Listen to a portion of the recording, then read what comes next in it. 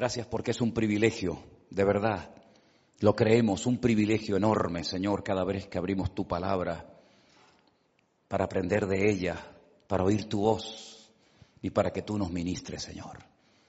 Ayúdanos en este tiempo de calma y de quietud a aprender de ti, de tu palabra, y abre nuestros corazones y nuestro entendimiento para que podamos disfrutar en esta tarde de esta exposición de tu palabra. En el nombre de Jesús. Amén. Y amén. Quiero llevarles nuevamente a la lectura que se leía en esta tarde, que era Primera de Corintios capítulo 10. Primera de Corintios capítulo 10 es un capítulo que le han titulado, o lo han titulado, Amonestaciones contra la idolatría. Y me ha llamado mucho la atención la forma como empieza el capítulo, es decir, las palabras que emplea Pablo a la hora de comenzar esta enseñanza que a continuación va a compartir con los hermanos. No quiero, hermanos, que ignoréis. Mientras leía esta porción, me venían a la mente otros pasajes escritos también por Pablo, donde dice exactamente lo mismo. No quiero, hermanos, que ignoréis. Las encontramos aquí en el capítulo 10, versículo 1. Las encontramos en el capítulo 12, versículo 1, que dice, no quiero, hermanos, que ignoréis acerca de los dones espirituales. Las encontramos en 2 de Corintios, capítulo 2, versículo 11, donde dice la Escritura lo siguiente, para que Satanás no gane ventaja alguna sobre nosotros porque no ignoramos sus maquinaciones. Y también me venía a la mente ese versículo de Primera de Tesalonicenses, capítulo 4, versículo 13, que dice, tampoco queremos, hermanos, que ignoréis acerca de los que duermen, para que no os entristezcáis como los otros que no tienen esperanza. Había, si me permiten, una preocupación, una carga en el corazón de Pablo para que los creyentes de su época y de todas las épocas que vendrían después de la de él no fueran cristianos ignorantes. Muchas veces aparece en la Biblia la palabra ignorancia y es uno de los peores enemigos que puede tener un creyente. Dicen algunos que hay 3 tipos de ignorancia. La ignorancia de no saber lo que se debería de saber. La ignorancia de saber mal lo que se debe de saber bien. Y la ignorancia de ignorar lo que sí deberíamos de saber.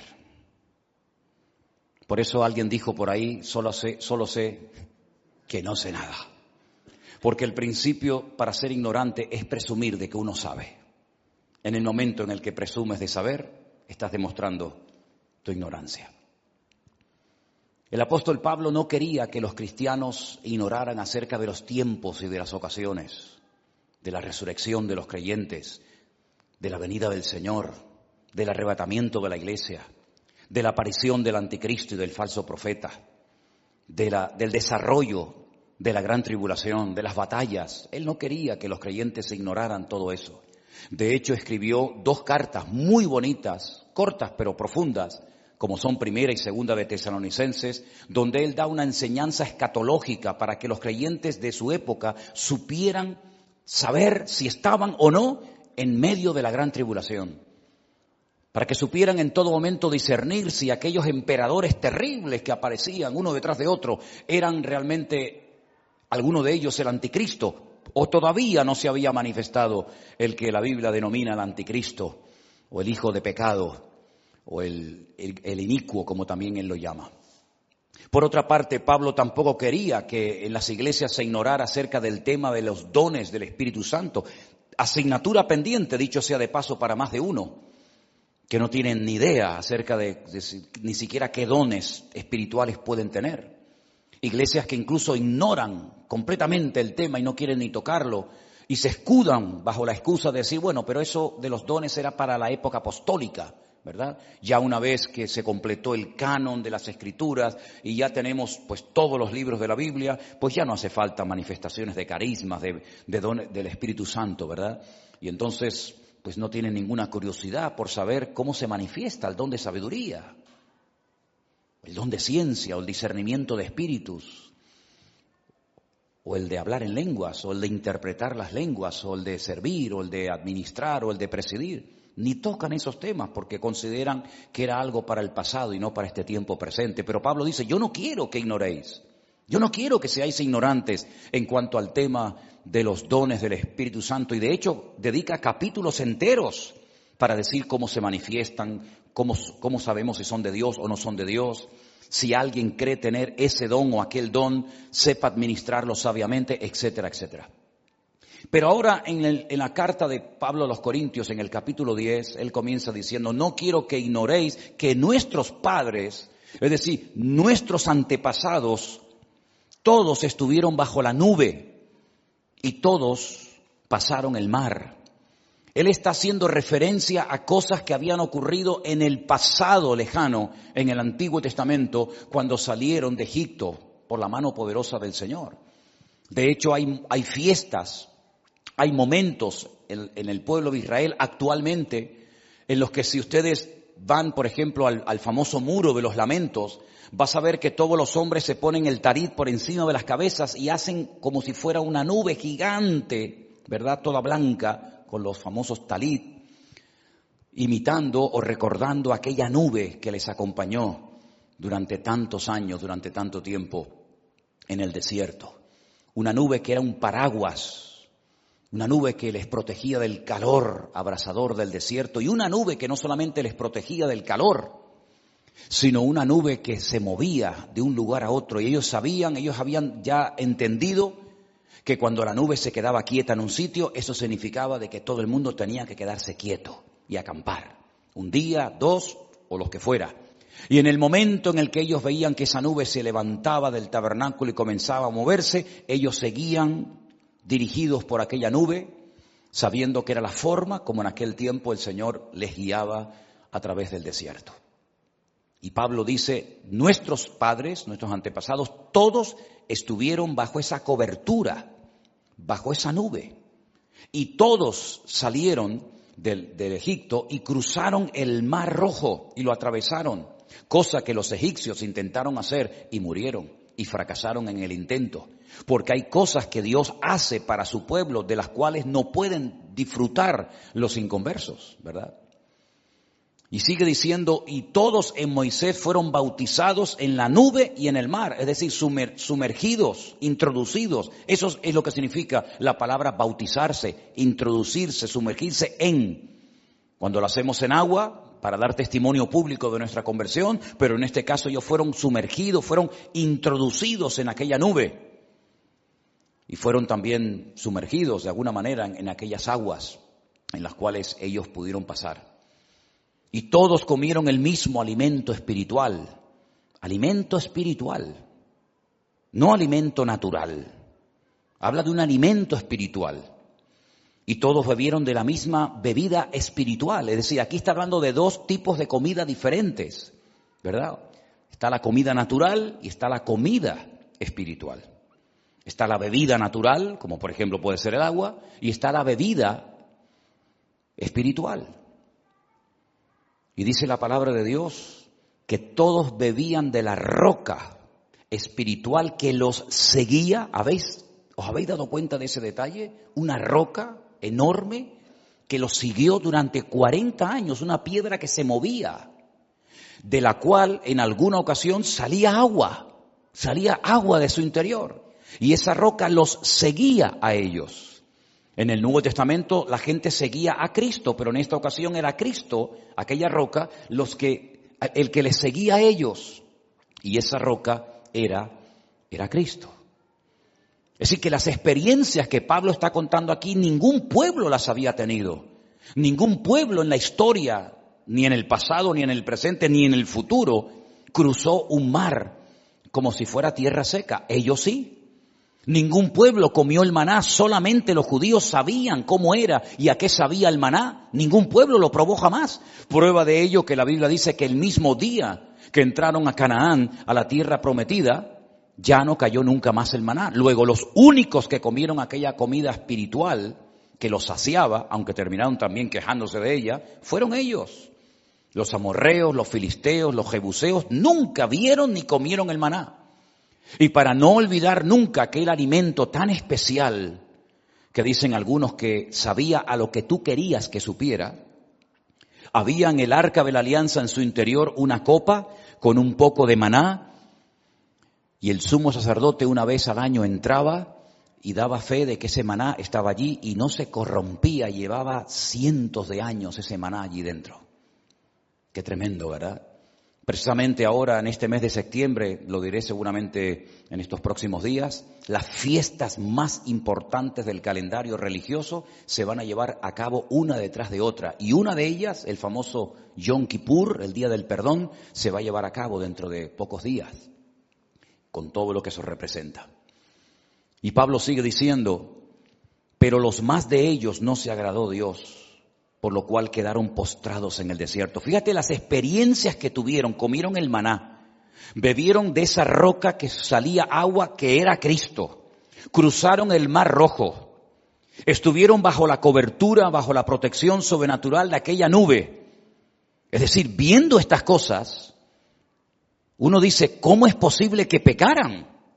¿Cómo es posible que viendo semejantes milagros que nunca ninguna nación vio ni verá, cómo es posible que pecaran de una forma tan terribles que dice que miles de ellos quedaron muertos en el desierto y no lograron entrar a la tierra prometida porque cometieron una serie de pecados? Y ahora Pablo relata 5, los 5 noes,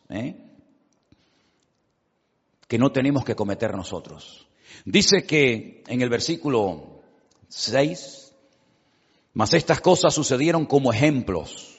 Todo lo que les ocurrió en lo bueno y en lo malo son ejemplos para nosotros, algunos de ellos a imitar y lógicamente algunos de ellos a no imitar. Porque dice que codiciaron cosas malas y por eso dice Pablo, nosotros no tenemos por consiguiente que codiciar cosas malas. Y uno se pregunta, ¿y a qué se está refiriendo Pablo cuando dice no codiciéis como ellos codiciaron? Bueno, tenéis que leer en el libro de Números, el capítulo 11, y ahí vais a encontrar qué fue lo que codiciaron los hijos de Israel en aquel momento. Más adelante dice, no seáis ni seáis idólatras como algunos de ellos. Según está escrito, se sentó el pueblo a comer y a beber y se levantó a jugar, a fornicar, a pecar en medio del desierto. Y la referencia que nos pone aquí la Biblia es Éxodo capítulo 32, cuando cuenta la Biblia que Moisés se fue a lo alto de la montaña, al monte Sinaí, a orar, y como tardaba, mandaron a hacer un becerro de oro y comenzaron a danzar alrededor del becerro de oro y comenzaron a fornicar y a cometer todo tipo de impurezas sexuales alrededor de aquel ídolo, creyendo que ese era el Dios que los había sacado de Egipto. Dice, ustedes no caigan en eso, no caigan en semejante pecado de idolatría, ni de codicia. Y dice en el versículo 8, ni forniquemos como algunos de ellos fornicaron y cayeron en un día 23,000. ¿Saben lo que son 23,000 personas morirse en un solo día? Eso ni en los peores días de la pandemia ha sucedido. 23,000 cadáveres, 23,000 familias. Muchas viudas, muchos padres perdieron, ¿verdad?, a sus hijos, muchos hijos perdieron a sus padres. 23,000, las referencias Números capítulo 25. Lea ahí para que vea por qué murieron 20 y tantas mil personas ese día. Ni tentemos al Señor como también algunos de ellos le tentaron y perecieron por las serpientes. Qué curioso que ese desierto estaba lleno de serpientes venenosas y mientras ellos se comportaban bien, mientras ellos hablaran bien, esas serpientes venenosas estaban ahí enterradas en la arena y como si no estuvieran. Pero comenzaban a salir y a picar y a envenenar y a producir muerte en el campamento según como hablaran los que pisaban esa arena y ese desierto. Qué curioso, ¿verdad? Salían las serpientes de debajo de la arena a borbotones y dice la Biblia que murieron miles. La referencia es Números capítulo 21. Y vemos cómo el Señor les proveyó en ese momento en el desierto milagrosamente el medio para que no siguieran muriendo miles y miles de personas en el desierto. Y después dice, ni murmuréis, como algunos de ellos murmuraron y perecieron por el destructor. Números capítulo 16. Qué conocimiento tan grande tenía Pablo de las Sagradas Escrituras. Les acaba de mencionar 5 enormes pecados que cometieron sus antepasados en Egipto. Codiciaron, cayeron en idolatría, en fornicación, tentaron a Dios y murmuraron, hablando mal contra Dios, su pueblo, su tierra y todo. Y Pablo dice, ustedes no tienen que imitar eso. Ustedes no tienen que caer en esa provocación, en esos pecados. No tienen que darle lugar a la murmuración, porque las consecuencias que ellos experimentaron, ustedes también las pueden experimentar en carne propia. Y vemos en la iglesia de Corinto que había gente que siempre estaba enferma y otros siempre estaban débiles y otros incluso habían muerto, lo menciona cuando da la enseñanza de la Santa Cena, exactamente igual que caían muertos y heridos las personas que en el Antiguo Testamento pecaban y se rebelaban en contra del Señor. Luego, el tener experiencias en el Señor sí es muy bonito. Claro que sí, es muy bonito tener experiencias y experimentar cosas y milagros y prodigios. Pero vemos que en resumidas cuentas, los grandes milagros y proezas y maravillas que Dios hizo a favor de esta nación, casi te dan ganas como decir que no sirvieron de nada. Gracias a Dios que Pablo, si os habéis dado cuenta, constantemente está diciendo algunos, no todos, ¿verdad? Porque es verdad que dentro de esa gran masa de pecadores, dentro de esa gran masa de idólatras, de fornicarios, de gente que murmuró, tentó al Señor y codició lo que nunca tenían que haber codiciado, gracias a Dios que hubo un remanente de gente que se mantuvo fiel a Dios. Y en estos tiempos de apostasía, que ya han comenzado, en estos tiempos finales en los cuales vivimos tú y yo, algunos, dice también la Biblia así, algunos apostatarán de la fe, escuchando a espíritus engañadores y a doctrinas de demonios.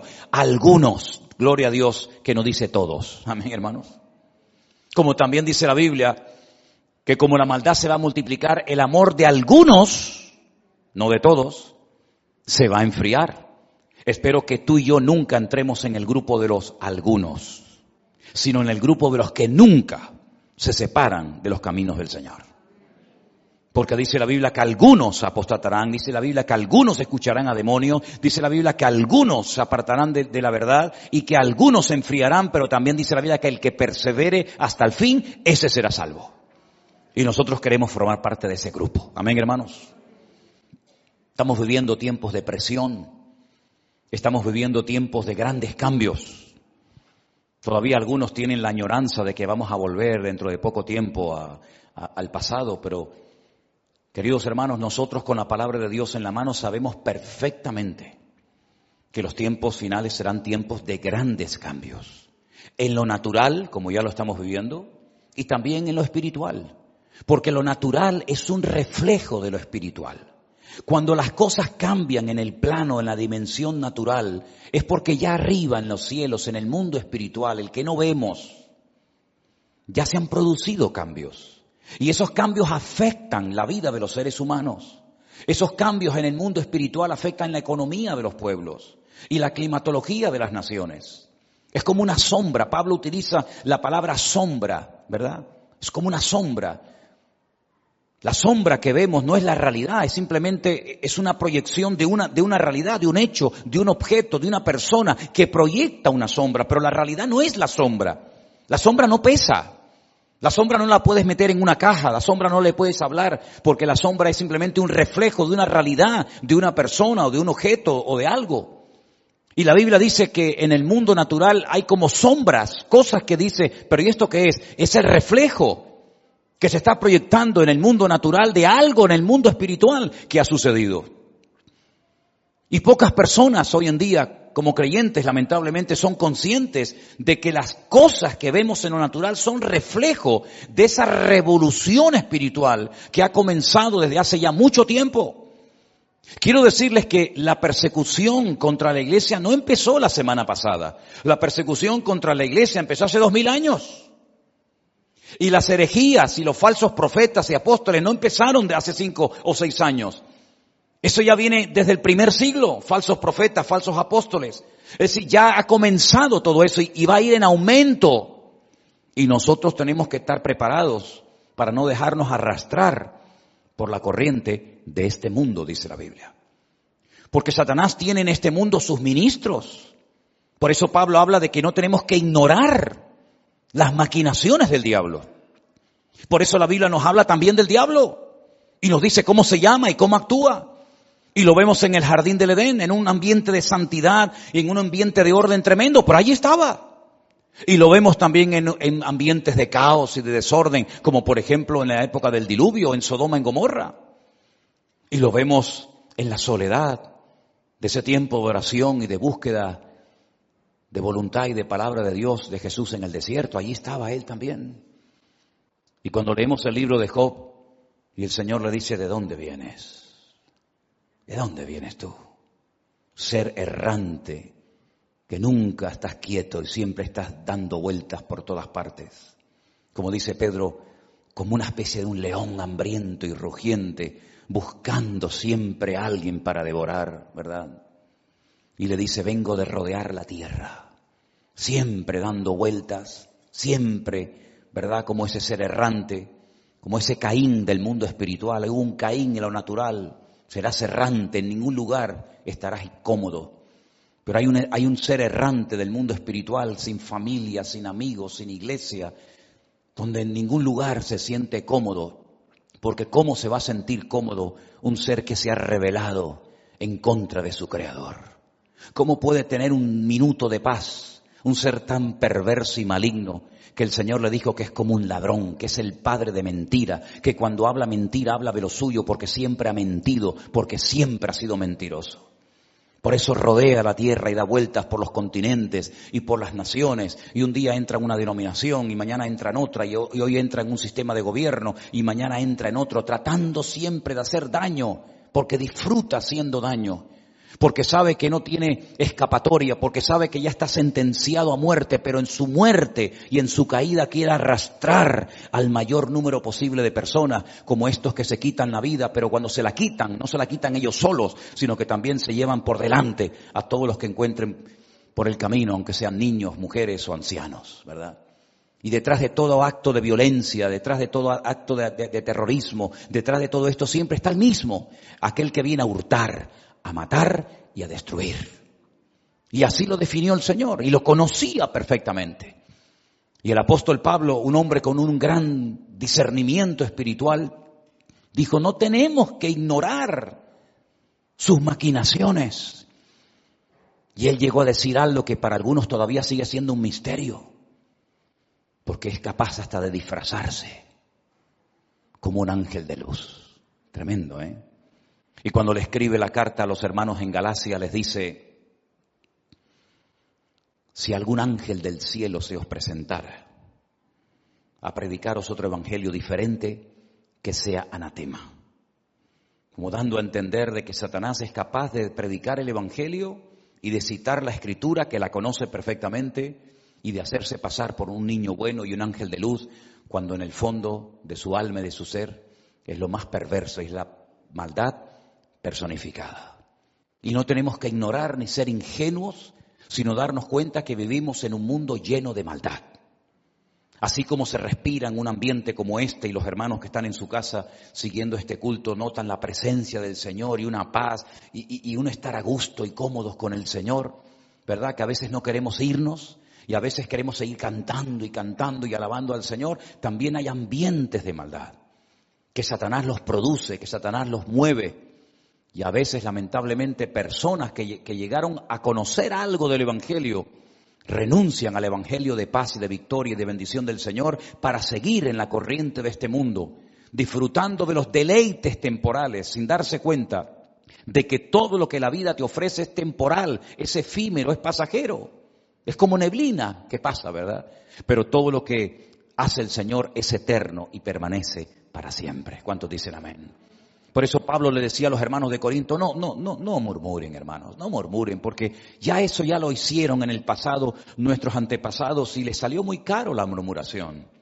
Murieron miles y miles de personas en el desierto cuando no murmuraban contra Moisés, murmuraban de las cosas que Dios hacía, y cuando no murmuraban de uno, murmuraban de otro. Y si ustedes creen que nunca el diablo les pasó la factura, se equivocan, porque miles de personas se perdieron el privilegio y la bendición de poder entrar a la tierra que fluye leche y miel, a la tierra prometida que fue prometida a sus antepasados por hablar mal.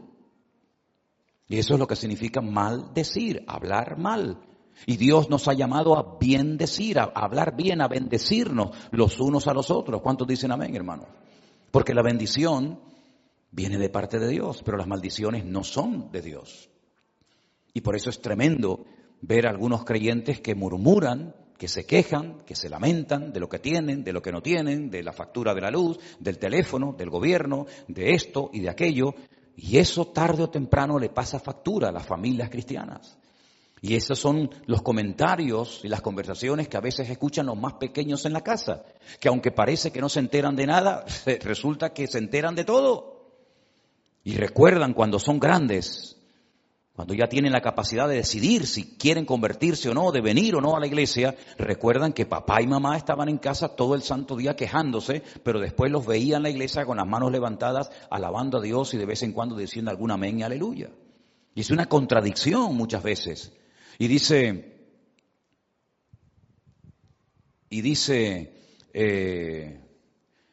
la palabra de Dios que de una misma fuente no puede salir agua dulce y agua salada. Eso no existe. No existe una fuente, un pozo que tenga agua dulce y agua salada al mismo tiempo. Nosotros tenemos que utilizar bien nuestra boca. Y dice la Biblia que toda palabra sea con la gracia de Dios, sazonada con sal, como dice la Biblia, ¿verdad? A fin de dar gracia a los oyentes cuando nos escuchan. Puede ser que estés pasando por un momento difícil, puede ser que estés siendo hasta probado en lo físico, en lo económico, en lo material, pero cuando abrimos nuestra boca, la abrimos para bendecir a nuestro Dios y decir gracias, Señor, porque yo sé que mi Redentor está vivo. Y no codiciamos nada, absolutamente nada de los inconversos. Al contrario, yo estoy plenamente convencido, hermanos, y lo estoy viviendo en carne propia, que más de un inconverso, tal vez algún vecino, tal vez algún familiar, algún amigo, viendo cómo vives, viéndote bendecido, viéndote en paz, viéndote con una familia unida, estoy convencido de que a más de uno habrá dicho, cómo me gustaría a mí tener lo que esa gente tiene. No lo dicen, no lo admiten tal vez por orgullo, por arrogancia, por no reconocer que lo que le has predicado y le has dicho es la verdad, pero mis queridos hermanos, nosotros despertamos celos y envidia en personas que no tienen la paz que hoy nosotros tenemos, ni la manera como vivimos, que somos capaces de disfrutar con un bocadillo o con un polvorón o con un trozo de pan, porque cuando tenemos la bendición de Dios somos la gente más feliz del mundo. ¿Cuántos dicen amén? Y yo me acuerdo cuando mis primos, yo iba a la iglesia y me esperaban en la puerta de la iglesia y me decía, pero ¿qué hacen ustedes tanto rato ahí metidos? Que llevas 1 hora y media. Y le digo, pues ni me he dado cuenta que llevamos 1 hora y media en la iglesia. Y capaz que a veces nos pegamos hasta 2 y 3 horas y se nos pasa el tiempo volando. Qué diferente la vida de un preso, ¿verdad? Que parece que los días no pasan. Y ese día parece eterno, que no termina nunca. Pero para nosotros nos pasa la vida volando. Ya estamos a primeros del mes de septiembre. Y empezamos el otro día el año.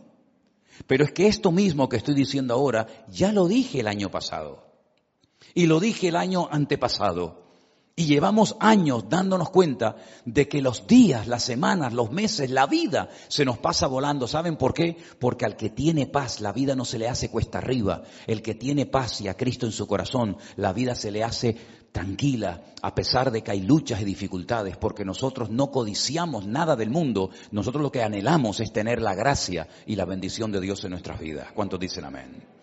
Por eso el apóstol Pablo dice, y todas estas cosas, versículo 11, acontecieron como ejemplos y están escritas para amonestarnos a nosotros, a quienes han alcanzado los fines de los siglos. Así que el que piense estar firme, mire que no caiga. Y uno se pregunta, ¿y esta frase, esta que estamos ahí viendo en la pantalla ahora mismo?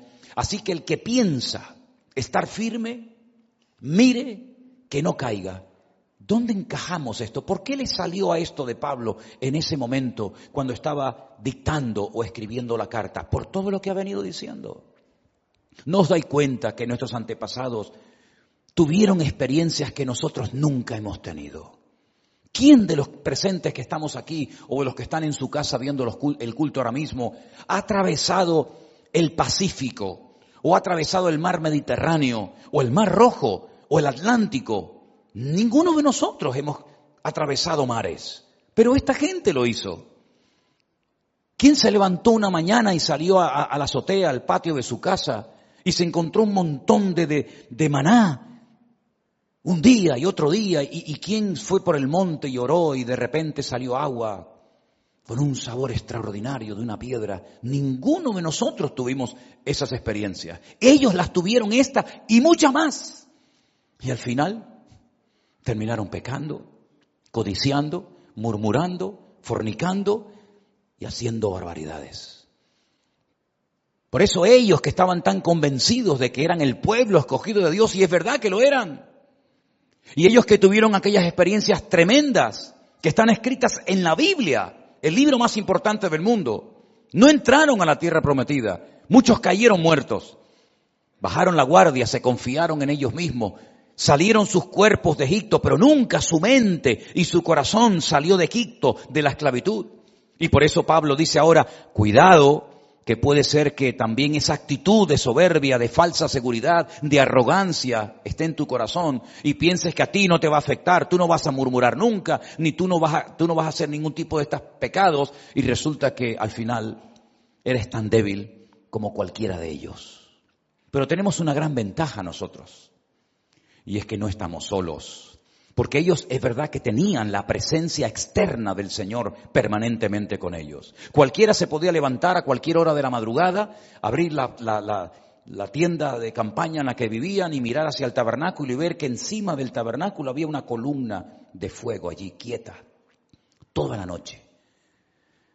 Era la Shekinah, era la gloria de Dios allí en medio del campamento, todas las carpas alrededor del tabernáculo y allí en el centro del campamento, en el desierto, con esas noches estrelladas que tenían que ser algo realmente maravilloso, allí estaba la columna de fuego, la presencia del Señor.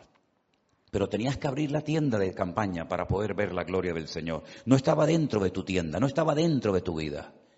Pero cuando Pablo va desarrollando y profundizando en la enseñanza que les está tratando de compartir a la iglesia de Corinto, les dice, y no quiero que ignoréis, otra vez menciona, que ahora vosotros sois el templo del Espíritu Santo, el cual mora en vosotros. ¿Cuántos dicen amén? Eso en el Antiguo Testamento no se dio, porque no era el momento para manifestarse Dios en esa dimensión, de esa profundidad. Ellos tenían que ver la nube y seguir la nube. Allí va Dios, vamos nosotros detrás de Él. Se para la nube, nos paramos nosotros, ¿verdad? Quieren agua, busquen la roca. Pero nosotros sabemos que dentro de nosotros, hermanos, ¿saben lo que significa eso? Dentro de nosotros está el Señor 24 horas al día. Es como estar embarazada, ¿no? Sientes que tienes algo dentro. Yo hablo desde la teoría. ¿Sí o no? Sientes que se mueve y ahora se fue para un lado y parece que tienes un pepino en vez de un niño dentro, ¿no? O una sandía, un melón. Porque está dentro y crece y se mueve y da patadas y a veces parece que está jugando al fútbol. Imagínate Raquel cuando veía a aquellos dos o sentía a aquellos dos peleándose como el perro y el gato dentro de su vientre. Había una guerra, una pelea. Ella lo sentía porque los llevaba dentro. ¿Y nosotros? ¿Dónde llevamos a Cristo, hermano? Lo llevamos dentro de nuestras vidas, ¿sí o no? Lo llevamos dentro de nuestros cuerpos, dentro de nuestro corazón. Por eso a donde vayamos y estemos como estemos, enfermos, sanos, en una cárcel, en un submarino, en un avión, donde sea, sabemos que no estamos solos porque yo estaré contigo todos los días hasta el fin del mundo.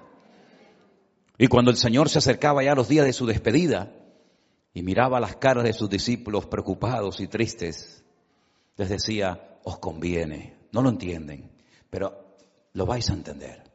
Os conviene que yo me vaya, porque si yo no me fuese, el Consolador, el Espíritu de Dios no vendría. ¿Para qué va a venir si estoy yo? Pero cuando yo me vaya, ustedes no se van a sentir como ese papá que abandonó a la hija o al hijo, es decir, como huérfanos. No, porque yo le voy a rogar a mi Padre para que os envíe al Espíritu Santo, para que esté con vosotros y en vosotros todos los días de vuestra vida. Y Él os dará memoria, Él os recordará lo que yo les enseñé. Y Él me glorificará a mí. Y Él os dirá lo que ha de venir en el futuro. Y Él os guiará a la verdad. Y Él convencerá al mundo de pecado. Y podríamos hablar horas acerca de todo lo que hace el Espíritu Santo en nosotros, con nosotros y fuera de nosotros. Y por eso ahora que hemos entendido el Evangelio y hemos aceptado la palabra de Dios, sabemos perfectamente que no estamos solos en medio del desierto de la vida, sino que Él está con nosotros cada día. No es cuestión de darle lugar a emociones o a sentimientos, es cuestión de creer por fe que es un hecho, ya es algo que ha sucedido en mí. Y Él nunca se va a ir de mi corazón, sino que me acompañará a donde yo vaya todos los días de mi vida. ¿Cuántos dicen amén? Ese es el gran consuelo y la confianza tan grande que nosotros los cristianos tenemos en nuestro Dios. Con la iglesia abierta, con la iglesia cerrada, con trabajo o sin trabajo, con dinero, sin dinero, con salud o sin ella, mi Dios está conmigo. Bendito sea Dios. Y si el estuche, ¿verdad?, que envuelve mi alma, perece y lo tienen que enterrar, el Señor se acordará de mí en el día postrero y me resucitará y estaré por la eternidad con mi Señor. Por eso, mis queridos hermanos, el apóstol Pablo le decía a los hermanos de Tesalónica, yo no quiero que seáis como los del mundo, que no tienen esperanza, porque no la tienen. Ustedes no pueden ser como ellos. Nosotros creemos que si Cristo murió y resucitó, el Señor traerá con Él a todos los que durmieron con Él. Y luego nosotros, los que vivimos, los que hayamos quedado, seremos arrebatados juntamente con ellos para recibir al Señor en el aire. Y así estaremos por siempre con el Señor. Alentaos y consolaos los unos a los otros con estas palabras. Esa es nuestra bendita esperanza. Ya este mundo no es nuestra casa. Amén, hermanos. Estamos aquí porque no nos queda otro remedio. Pero esta no es nuestra casa. Aquí estamos de paso. El Señor dijo, yo voy a preparar un lugar para vosotros. ¿Qué lugar tiene que ser ese? Que lleva 2000 años preparándonos ese lugar para ti y para mí. En 6 días creó el cielo, la tierra y el universo. 6 días. Y 2000 años hace que se fue el Señor a preparar un lugar para nosotros. Porque en la casa de mi Padre muchas moradas hay. Si así no fuera, yo os lo hubiera dicho. Por lo tanto, no se turbe vuestro corazón. Voy pues a preparar un lugar para vosotros, para que donde yo estoy, vosotros también estéis conmigo. Y sabéis el camino y sabéis a dónde voy. Y entonces por ahí saltó un discípulo y dijo, Señor, no sabemos a dónde vas. ¿Cómo vamos a averiguar el camino? Y le dijo, es que no tienen que romperse la cabeza buscando ya nada. Porque yo soy vuestro camino, yo soy vuestra vida y yo soy vuestra verdad. Y si ustedes están en mí, iremos a la eternidad con mi Padre. ¿Cuántos dicen amén? Y esta es la bendita esperanza nuestra. Que para el mundo, como dice Pablo también a los Corintios, es locura. Esto es locura, estos son disparates, esto es ciencia ficción, es mitos para el mundo. Para ellos es una locura. La locura del Evangelio, la locura de la predicación, pero para nosotros es poder de Dios para salvación. Y considérense todos y cada uno de ustedes y los que están en casa también, y los que verán este culto más tarde, considérense privilegiados que de tantos millones y millones de personas en el mundo, tú y yo ahora mismo ya estamos inscritos en el libro de la vida. ¿Cuántos dicen amén? El lunes, mañana, tengo que ir a empadronarme porque hemos cambiado de dirección. Y tengo que comunicarles cuál es la nueva dirección. Pero sabes que tú no tienes que comunicarle al Señor dónde vives, porque el Señor sabe perfectamente dónde vives. Y en su libro de familia, que es el libro de la vida, tu nombre, si has nacido de nuevo y has recibido a Cristo como tu Señor y Salvador personal, ya está escrito. Y de ahí, si te mantienes en la fe hasta el final, en victoria, nadie, ningún hombre, ningún gobierno, nadie podrá jamás borrar tu nombre del libro de la vida. ¿Cuántos dicen amén? ¿Está tu nombre escrito ahí? ¿Está tu nombre escrito en el libro de la vida? Ahí dicen algunos, no sé. ¿Cómo no sabes? ¿Está tu nombre escrito en el libro de la vida, sí o no? Si algunos dicen, no lo sé, pues sería bueno que averiguaras si tu nombre está escrito, porque dice la Biblia que cuando nos presentemos delante del trono de Dios, Dios abrirá el libro de la vida.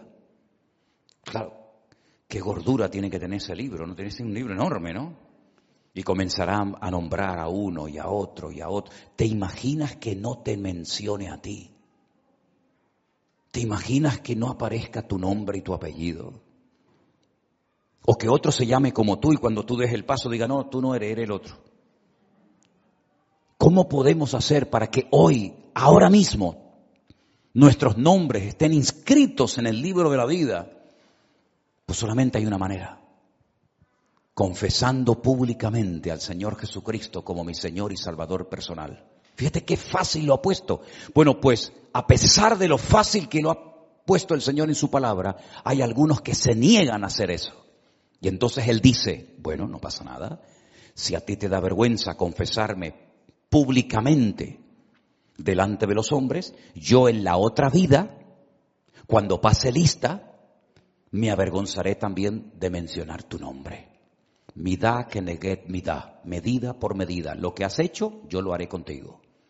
No me quisiste confesar cuando lo pudiste hacer, yo tampoco te confesaré delante de mi Padre que está en los cielos. Y habrás perdido la eternidad. Por eso, mis queridos hermanos, qué privilegiados tenemos que sentirnos de haber conocido a Cristo, de haber salido de la idolatría, de haber salido del mundo y su sistema de valores y tener a Cristo en nuestros corazones y saber que en esta vida Él está conmigo y en la otra vida estaré por la eternidad con mi Señor y Salvador. ¿Cuántos dicen amén? Cierra tus ojos en esta tarde ahí donde estás.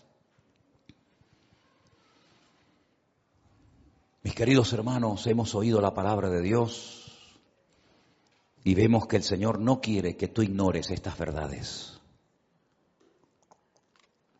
Vemos que el Señor quiere que tú conozcas la verdad, que vivas en la verdad, que experimentes la verdad y que nunca te apartes de la verdad del Señor. Te animo a que ahí donde estás le digas, Señor, yo me arrepiento de todos y de cada uno de mis pecados. Yo te pido perdón, Señor, porque a veces no te he confesado y no he vivido como tenía que haber vivido delante de ti. Pero en esta tarde invoco tu nombre, pido que tu sangre me limpie y me perdone. Y que tú vengas a mi vida y que anotes, inscribas mi nombre en el libro de la vida. Señor, hazme un hijo tuyo. Dígaselo al Señor ahí donde está. Hazme un hijo tuyo, Señor. Quiero formar parte de tu familia. No estamos hablando de una iglesia, no estamos hablando de una congregación, estamos hablando de la eternidad, de tu alma, de la salvación de tu alma. ¿De qué sirve que hayas venido durante años a esta iglesia o a otra si nunca confesaste públicamente al Señor Jesucristo como tu Señor y Salvador personal? ¿De qué sirve haber oído sermones y estudios bíblicos y predicaciones y tus niños fueron a un campamento, a un retiro? ¿De qué sirve todo eso si al final de la vida no te habías preparado y no le entregaste tu alma al Señor? ¿De qué sirve todo eso? La iglesia no salva, la iglesia no está diseñada por Dios para salvar a la gente. La iglesia enseña el mensaje.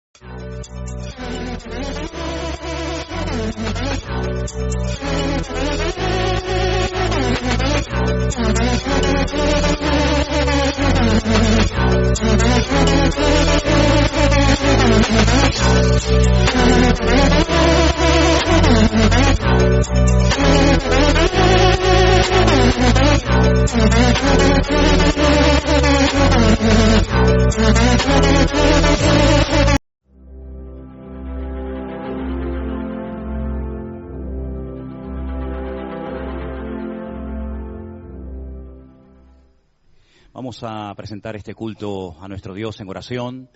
Queremos dar la bienvenida absolutamente a todos los hermanos que han decidido esta tarde estar aquí con nosotros. Que Dios les bendiga muy grandemente. Aleluya. Cierra tus ojos ahí donde estás, mi querido hermano. Vamos a darle gracias al Señor por este privilegio tan grande que nos da nuestro Dios de poder estar aquí reunidos en su presencia, alabando y glorificando su hermoso y precioso nombre. Es un privilegio, hermanos, créanme. Hay hermanos que siempre se quedan fuera debido al tema de aforos y todo esto, así que de verdad dele gracias al Señor por esta oportunidad nueva que le da el Señor de poder estar aquí reunidos en esta tarde. Padre, gracias de todo corazón te damos, oh Dios, por este privilegio tan grande que nos das de poder estar aquí en este lugar, Señor. Queremos invitarte para que estés con nosotros, Señor, y nosotros contigo, y que tú nos ministres y nos fortalezcas y nos hables directamente a nuestros corazones, oh Dios. Gracias por este privilegio tan grande de ser tus hijos, de ser tú nuestro Dios, nuestro Padre.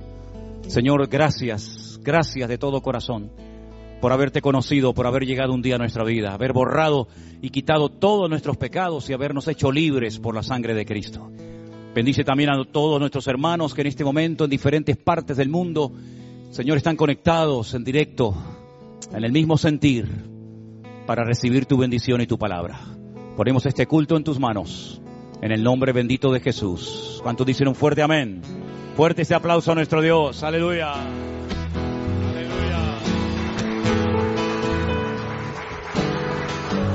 Aleluya. Gracias, Jesús.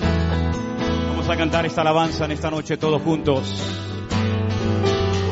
Si tú dispusieres corazón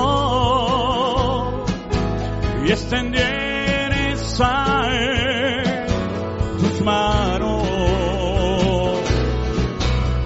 levantarás tu rostro limpio de mancha, serás fuerte y nada temerás.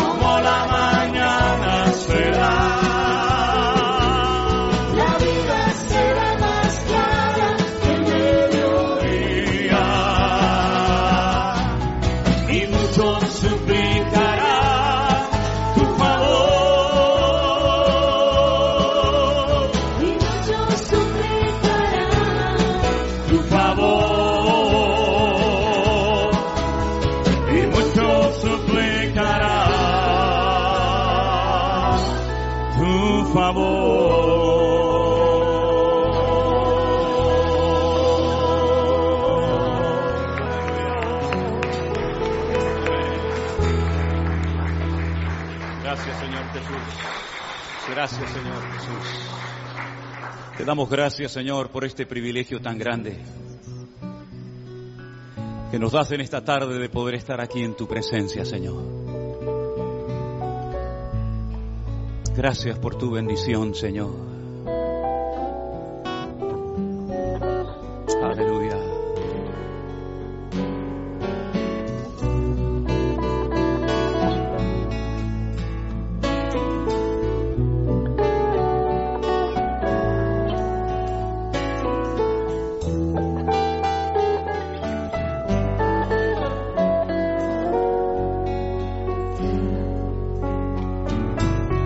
Los que confían en Dios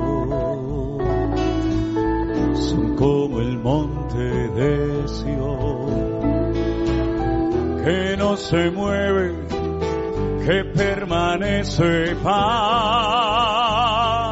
siempre.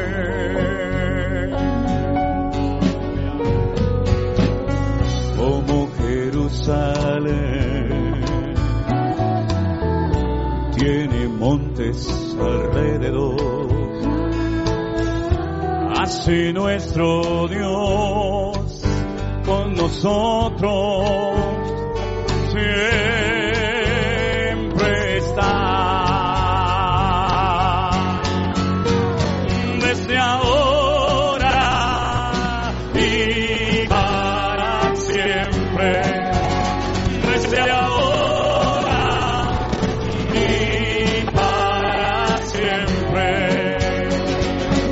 exaltaré mi Dios, bendeciré tu nombre eternamente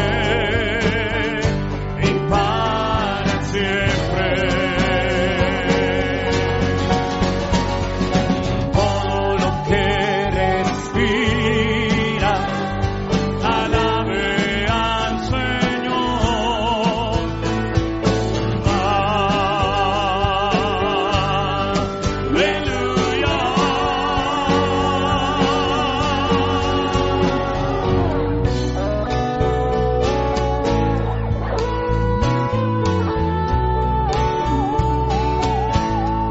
Ejército, dilo conmigo.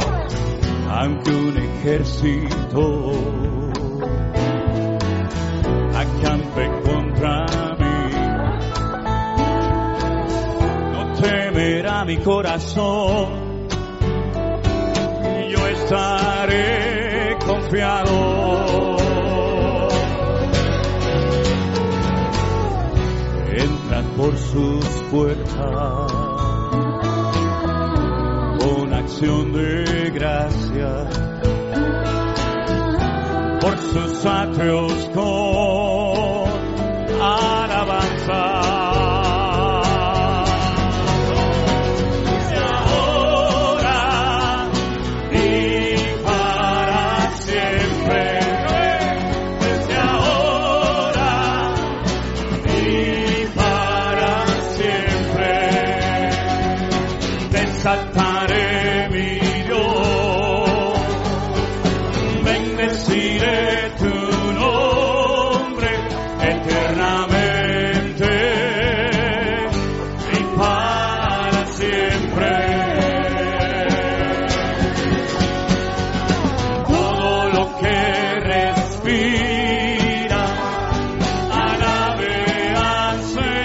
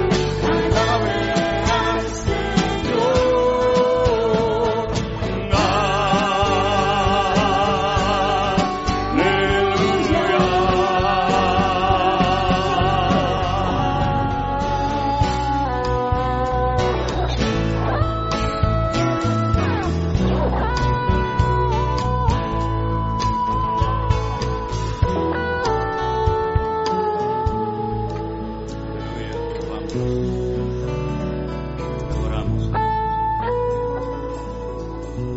Gracias, Señor Jesús. Gracias, Jesús. Hace muy pocos días, nuestro hermano Osvaldo y nuestro hermano Armando y también Jeremías, un hermano de Estados Unidos que ustedes no conocen, hicieron un viaje a México para visitar a los hermanos que tenemos allí y las obras que recién están comenzando. Y el jueves estuvo aquí Armando y Osvaldo dando un poco testimonio y contando un poquito cómo fue todo. Pero queríamos darle oportunidad también a nuestro hermano Jeremías, que vive en California, de poder entrar en directo y de poder dar un testimonio y darle gracias a la iglesia por haber orado por él y que a su vez ustedes también lo conozcan. Yo no sé si lo tenemos ya para que nuestro hermano nos salude en esta tarde y le vamos a dar paso para que podamos escuchar su voz y su testimonio. ¿Lo tenemos, hermanos? Ustedes me avisan, ¿no? Hacemos una alabanza más y le damos paso, ¿les parece? Aleluya. Ok, vamos a cantar una alabanza nueva también. La siguiente, Rey de Reyes, el Señor de Señores.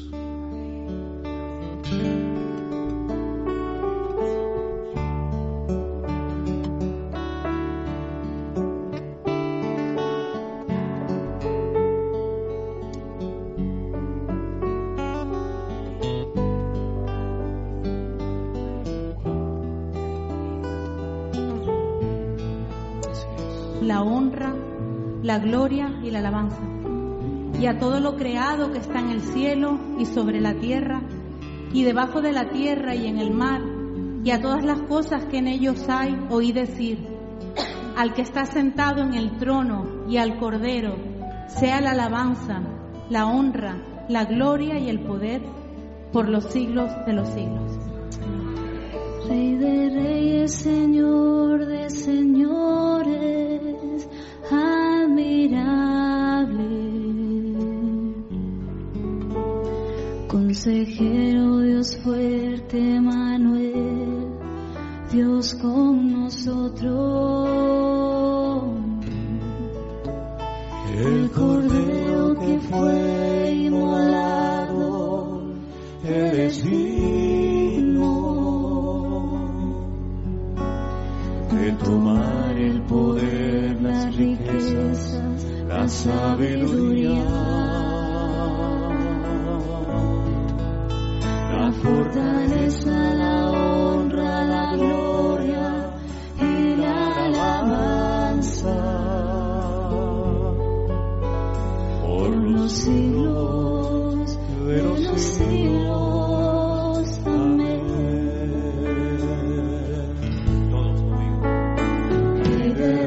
Señor de señores, admirable, consejero, Dios fuerte, Manuel, Dios con nosotros, el Cordero que fue inmolado, es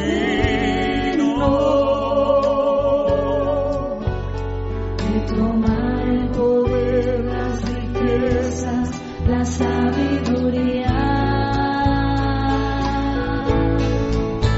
la fortaleza, la honra, la gloria y la alabanza por los siglos de los siglos. Amén.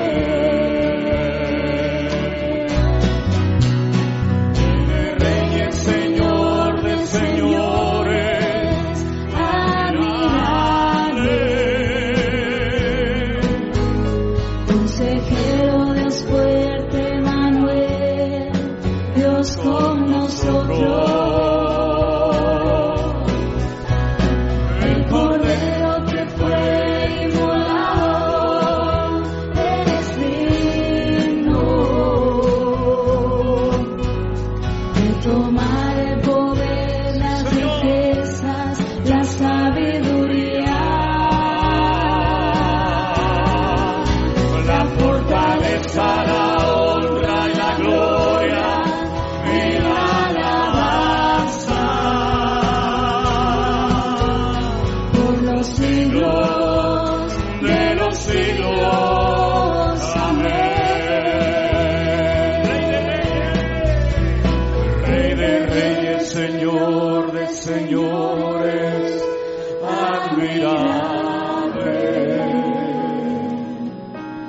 Consejero, Dios fuerte, Emmanuel, Dios con nosotros. El Cordero que fue inmolado, Él es digno de tomar el poder, las riquezas, la sabiduría.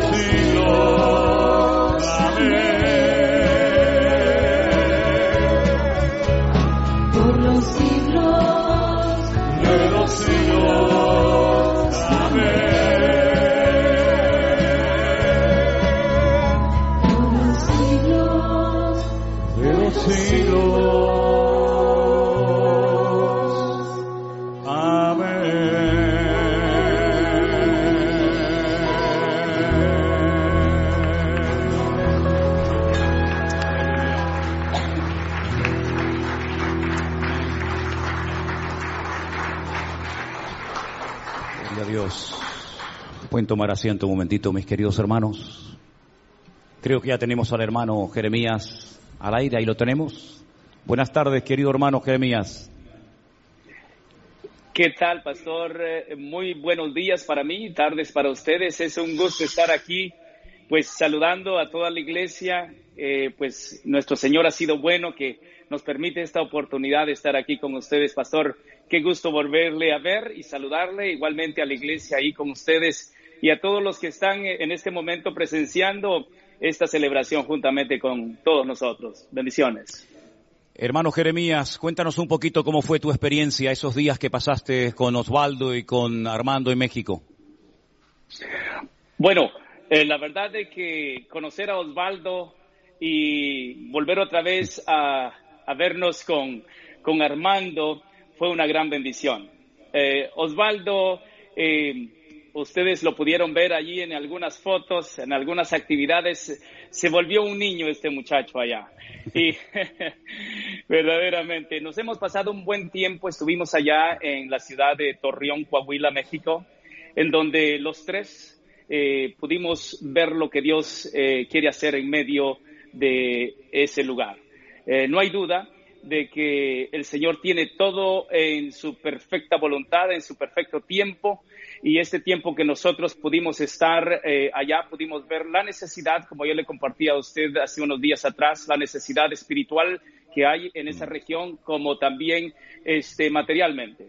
Yo creo de que es un campo, pastor, en la cual pudimos notar que está fértil, a pesar de que puedan haber muchas cosas pasando alrededor de la ciudad.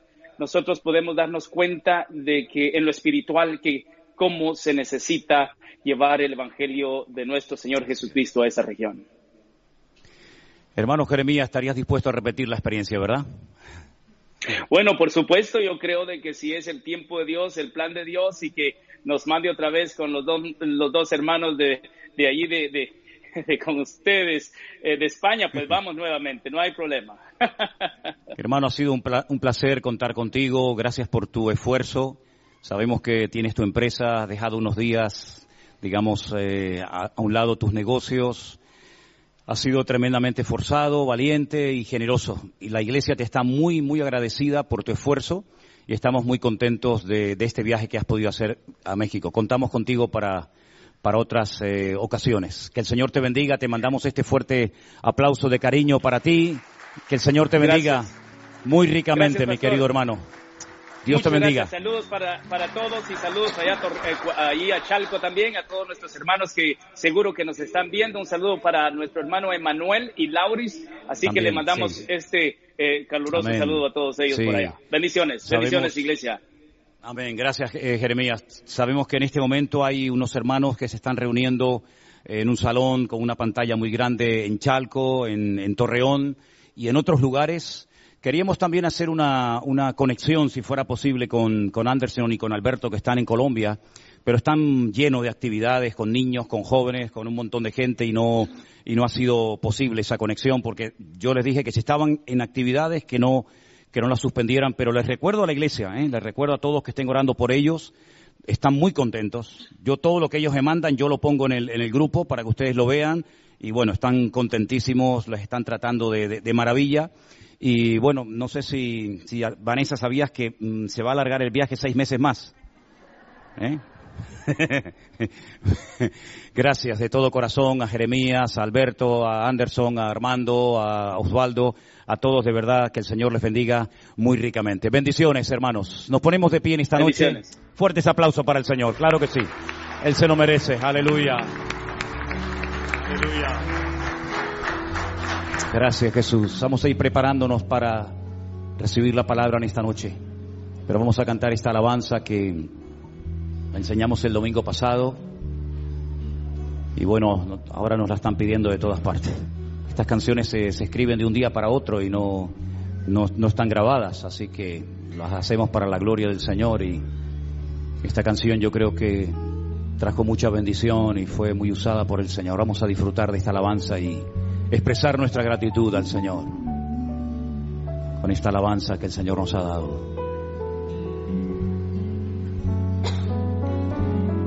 Levantamos nuestras voces en genuina adoración, nos gozamos hoy aquí, adorando a nuestro Dios. Bendeciré tu nombre eternamente para siempre, de suprema alabanza eres digno, mi Señor. Una vez más levantamos nuestras voces en genuina adoración. Nos gozamos hoy aquí, adorando a nuestro Dios. Bendeciré tu nombre eternamente y para siempre, de suprema alabanza eres digno, mi Señor.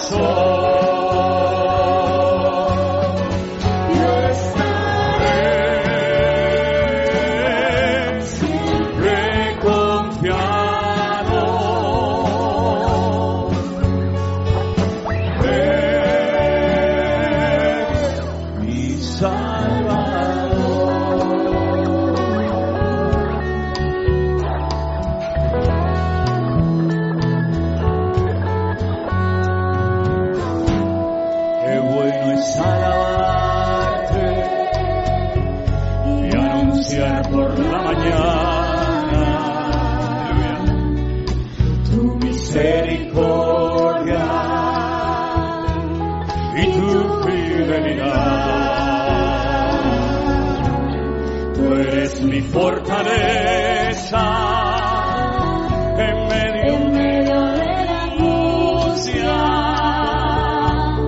Tú eres mi pronto auxilio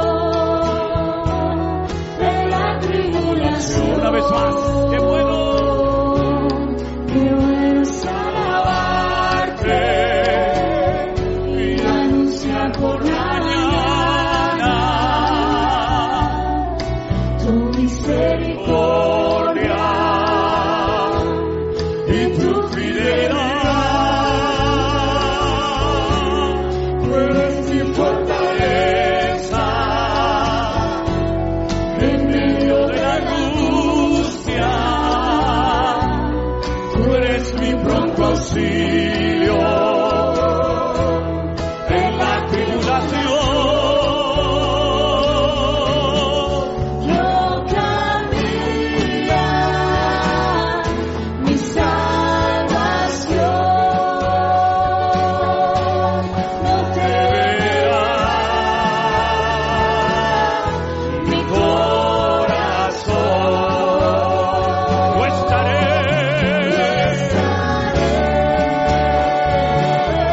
siempre confiado.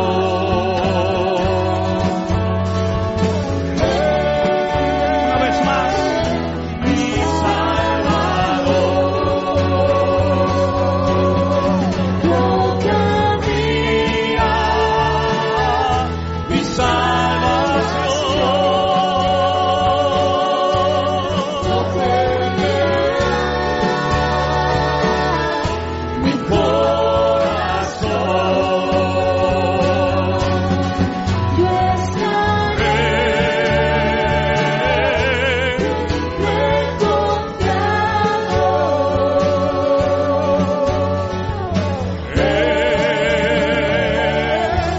en mi Salvador.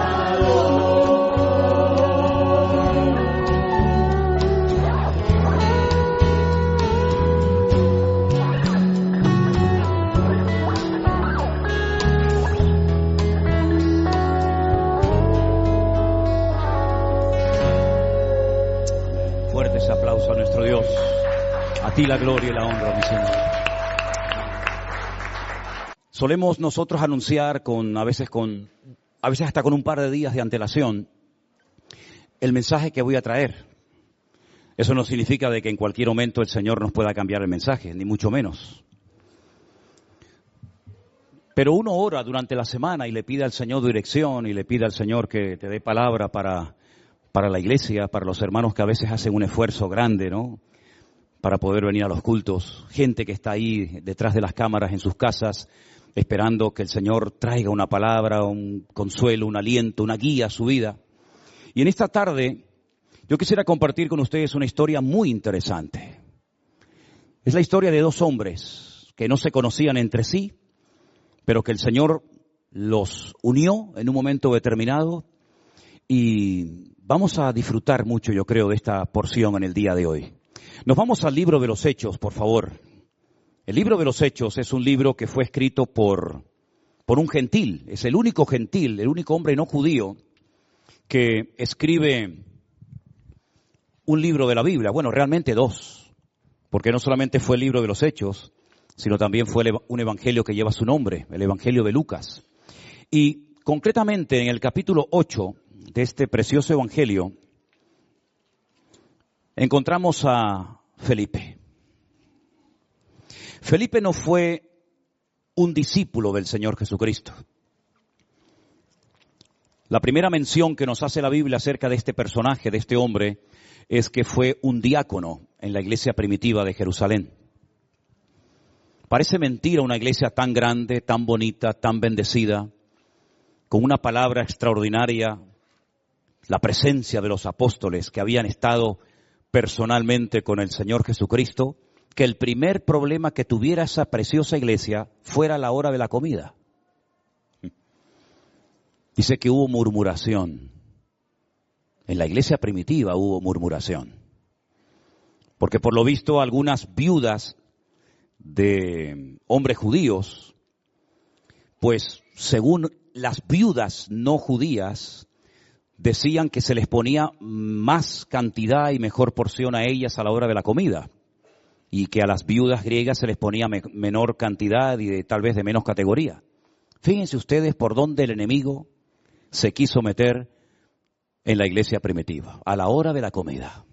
No había problemas de doctrina, no había problemas de divisiones internas, pero sí había un conato, un principio de algo terrible que puede despedazar a un ministerio, a una iglesia, como es la murmuración. Leamos la historia en Hechos capítulo 8, del versículo 26 en adelante, y si me pueden acercar un poquito de agua, os lo agradezco. Un ángel del Señor le habló a Felipe diciendo: levántate y ve hacia el sur, por el camino que desciende de Jerusalén a Gaza, el cual es desierto. Versículo 27. Entonces él se levantó y fue, y sucedió que un etíope, eunuco, funcionario de Candace, reina de los etíopes, el cual estaba sobre todos sus tesoros y había venido a Jerusalén para adorar, volvía sentado en su carro leyendo al profeta Isaías. Y el Espíritu le dijo a Felipe: acércate y júntate a ese carro.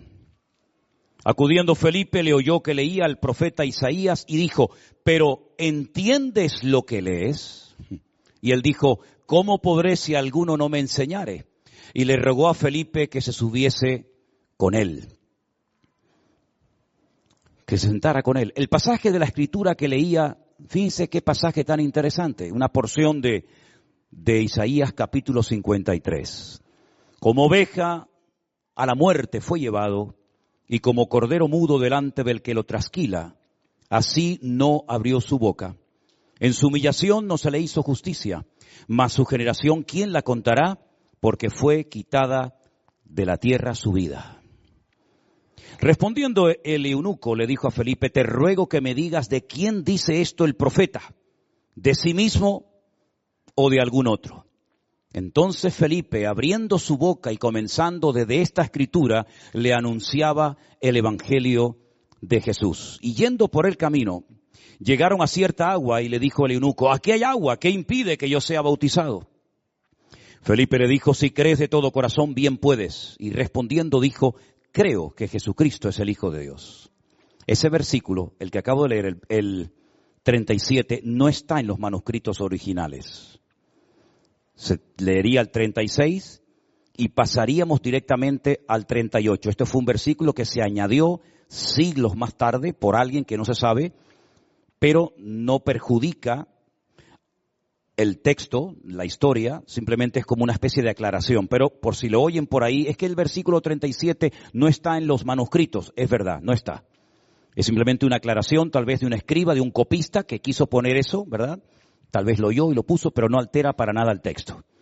Seguimos. Mandó parar el carro y descendieron ambos al agua, Felipe y el eunuco, y le bautizó. Cuando subieron del agua, el Espíritu del Señor arrebató a Felipe y el eunuco no le vio más y siguió gozoso su camino. Pero Felipe se encontró en Azoto y pasando anunciaba el evangelio en todas las ciudades hasta que llegó a Cesarea. ¿Cuántos dicen amén? Y es el momento para coger un poquito de agua. Esta historia a mí personalmente siempre me ha llamado mucho la atención, porque es una historia milagrosa. Primero vemos que un ángel le habla a Felipe. Segundo lugar, vemos que después le habla el Espíritu a Felipe. Y después vemos algo que solamente había ocurrido dos veces en el Antiguo Testamento, cuando una persona está en un lugar y es transportado a otro. El caso de Enoc y el caso del profeta Elías. En el Nuevo Testamento no hay nadie que haya sido llevado y aparece en otro lugar. Esta ciudad que menciona aquí la Biblia, Azoto, es la ciudad de Asdod y está exactamente a 35 kilómetros de donde Felipe estaba bautizando al eunuco. El Señor le arrebató y se lo llevó a 35 kilómetros de distancia. ¿Lo creen? ¿Sí o no? Es lo que dice la palabra de Dios, ¿verdad? La primera vez que vemos a Felipe en la Biblia lo vemos en la iglesia primitiva, sirviendo. La palabra diácono es una palabra griega que significa servidor. Y eso es lo que era Felipe, pero cuidado, los diáconos de aquella época no eran como los diáconos hoy en día. Los diáconos de aquella época eran hombres impresionantes. Yo creo que muchísimos pastores no tenemos ni los requisitos que tenían los diáconos de la iglesia primitiva para servir al Señor. Dice que tenían que ser hombres llenos del Espíritu Santo, de buen testimonio y de sabiduría para servir las mesas. Claro, el follón que se había armado a la hora de la comida, se necesitaban hombres evidentemente con mucha sabiduría. Porque para que las mujeres se llevaran, bueno, vamos a dejarlo ahí. Un diácono, un servidor, un camarero dentro de la iglesia primitiva. La segunda vez que lo vemos, después de que se produce un conato de persecución en Jerusalén, cuando matan a Esteban, ¿se acuerdan? Dice que comienza una persecución en Jerusalén y todos son esparcidos. Y él llega a Samaria y allí les predica el evangelio. Y dice que en Samaria la gente unánime escuchaba atentamente las palabras de Felipe, oyendo y viendo las señales que hacía. Una auténtica revolución espiritual, a tal punto que la iglesia primitiva le dicen a Juan y a Pedro, oye, vayan a Samaria a ver qué es lo que está pasando allí. Porque nos están llegando noticias de un avivamiento, de un despertamiento espectacular. Y Felipe está en medio de la ola y queremos ver qué es lo que está haciendo este diácono. Así que de diácono, de servidor de la iglesia primitiva, pasó a ser un tremendo hombre, un evangelista utilizado en Samaria, donde el Señor Jesucristo había estado años atrás. Y la siguiente vez que lo vemos, este caso, ya lo vemos como un misionero. Un hombre que está en Samaria sirviendo al Señor, predicando el evangelio, pero el Señor le dice, deja todo esto y vete por un camino que es totalmente desierto. No le da ninguna explicación, no le dice para qué lo manda, ni a quién lo manda, ni tampoco le dice cuánto va a durar ese viaje. Yo comparo a Felipe, si me permiten el ejemplo, con el patriarca Abraham. El patriarca Abraham vivía muy bien en Ur de los Caldeos. Tenía su familia, sus tierras, sus posesiones, su esposa. Pero un día el Señor le habló y le dijo, sal de tu tierra y de tu parentela. Lej lejá, le dice en el texto hebreo. Lej lejá, la traducción sería, vete para ti mismo. Es decir, que si te quedas vas a perder muchas bendiciones, pero si sales, el que más favorecido va a salir de todo esto vas a ser tú. Así que sal, déjalo todo. No le preguntó, Señor, ¿y a dónde voy? ¿Y por qué tengo que salir? ¿Es que acaso no me puedes bendecir aquí? ¿Es que aquí no me puedes prosperar? ¿Es que aquí no me puedes usar? ¿Por qué tengo que dejarlo todo y empezar de cero sin saber a dónde iba? Y por eso yo comparo a Abraham, este hombre obediente que no cuestiona, que no pregunta nunca nada al Señor, lo comparo con Felipe. Porque Felipe estaba activo en las cosas del Señor. Felipe estaba involucrado en una campaña, diríamos hoy en día, evangelística tremenda. Lo que estaba pasando en Jerusalén con los apóstoles, ahora está pasando en Samaria con él. Centenares de personas se convierten. Gente está siendo liberada de demonios. Gente está siendo sanada milagrosamente por el poder de Dios. Y dejar todo eso para ir al desierto, humanamente hablando, no encaja. Pero él sabía cuál era la palabra, el llamado. Sabía en qué dirección tenía que ir y nunca le preguntó al Señor, ¿por qué me sacas de aquí? ¿Quién se va a encargar de todo esto? Tal vez el Señor le quiso mostrar a él y a todos nosotros con su historia que en el reino de Dios no hay nadie imprescindible. Que si no está Felipe estará Juan, y si no Juan estará Mateo, y si no estará Santiago, pero el único que es imprescindible, es nuestro Dios. Felipe no cuestiona al Señor, no le pregunta nada, sino que sale en obediencia. Qué diferente, pensaba yo estos días, a la reacción del profeta Jonás. Un hombre que recibe un llamado específico de Dios. Sabe el mensaje, sabe el lugar, sabe absolutamente todo lo que tiene que hacer de aquí en adelante. Y lo que hace es todo lo contrario a lo que el Señor le está pidiendo que haga. Tiene que ir a Nínive, predicar un mensaje duro, de juicio, de arrepentimiento. Si en 40 días el país no se arrepiente, serán destruidos todos, desde el más grande hasta el más pequeño. Jonás podía haber dicho, gloria a Dios, soy el primer profeta de Israel, que el Señor lo manda a tierras lejanas para predicar la palabra, para que se conviertan los gentiles, los paganos. En absoluto. Vivía en Jerusalén y dice que descendió, primer descenso, hasta Jaffa, o Jope, como se conoce bíblicamente, y allí paga su billete, se monta en un barco y desciende al camarote de más abajo, segundo descenso. Y mientras va navegando, dice que es arrojado por la borda, se lo traga un enorme pez y desciende a lo más profundo del mar. La vida del desobediente es un continuo descenso, de Jerusalén a Jaffa, de Jaffa al fondo del mar. Por el contrario, la vida del hombre y de la mujer obediente, que acata la voluntad de Dios, que no cuestiona las órdenes de Dios, que dice como el profeta Isaías, heme aquí, envíame a mí. En vez de descender, la luz en su vida es como la luz de la aurora que va en aumento.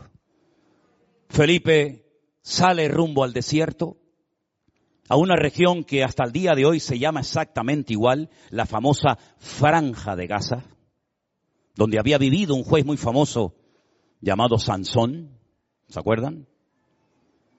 Y dice la Biblia que mientras descendía por ese camino, ese primer misionero que no sabe con qué o con quién se va a encontrar, de repente se encuentra con un personaje muy interesante. Es un hombre de color, de África, de Etiopía, funcionario de una reina de ese país que dice aquí que era funcionario de la reina Candace. Candace era el título que se le daba a todas las reinas de Etiopía. ¿Por qué no se menciona al rey de Etiopía? Al rey de Etiopía se le consideraba un ser divino, que no tenía que rebajarse para atender los asuntos de los mortales, de los seres humanos, y entonces delegaba todas las funciones en las reinas, y se les daba un título a las reinas etíopes, que era Candace. Así como a los de Roma se le llamaba César, ¿verdad? Y a los filisteos se le llamaba Abimelech, ¿verdad? Y a los de Egipto se les llamaba faraones, a las reinas etíopes se les llamaba Candace. Y este era el ministro de Hacienda, el que llevaba todo el dinero, toda la economía de Etiopía en aquellos tiempos. Había subido a Jerusalén. Ahora imagínense lo que es ir en un carromato desde Etiopía, el Cuerno de África, hasta Jerusalén para ir a adorar a Dios. ¿De dónde había aprendido o recibido este conocimiento, este temor de Dios? Nadie lo sabe. Se especula.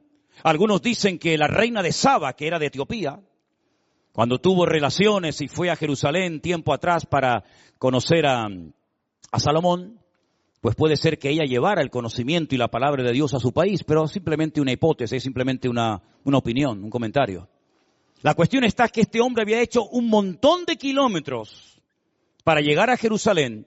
Probablemente, opinan algunos, que estuvo en el día de Pentecostés y conoció a algunos discípulos y ya retornaba a su país y consiguió milagrosamente, seguramente le tuvo que costar una fortuna, un pergamino de una porción del libro del profeta Isaías. En aquellos tiempos, la Biblia que se utilizaba era lo que se llama la Septuaginta. Pocos sabían leer el hebreo bíblico. Y entonces lo que había hecho Ptolomeo, un rey griego, había llamado a 72 sabios de Jerusalén para que fueran a Alejandría, la biblioteca más grande de la época del mundo, y tradujera el Antiguo Testamento del hebreo al griego. Y metió a esos 72 intérpretes o traductores en 72 habitaciones diferentes. Y después de un tiempo salieron y todas las traducciones coincidían exactamente igual, sin la más mínima variación de una a otra. Y para redondear el número, se conoce la Biblia, la primera traducción del Antiguo Testamento al griego se conoce como la Septuaginta. Cuando vean una LXX, hace referencia a la primera traducción de la Biblia. La siguiente fue la Vulgata, que fue la traducción al latín, y así sucesivamente. Este hombre había comprado probablemente un pergamino, una parte del pergamino del profeta Isaías. Y qué curioso, que venía leyendo, vuelvo a repetir, este texto que dice, como oveja a la muerte fue llevado. Y como cordero mudo delante del que lo trasquila, y no abrió su boca. En su humillación no se le hizo justicia, mas su generación, ¿quién la contará? Porque fue quitada de la tierra su vida. ¿Saben cuántas profecías hay en la Biblia? 660. 660 profecías, de las cuales 109 hacen referencia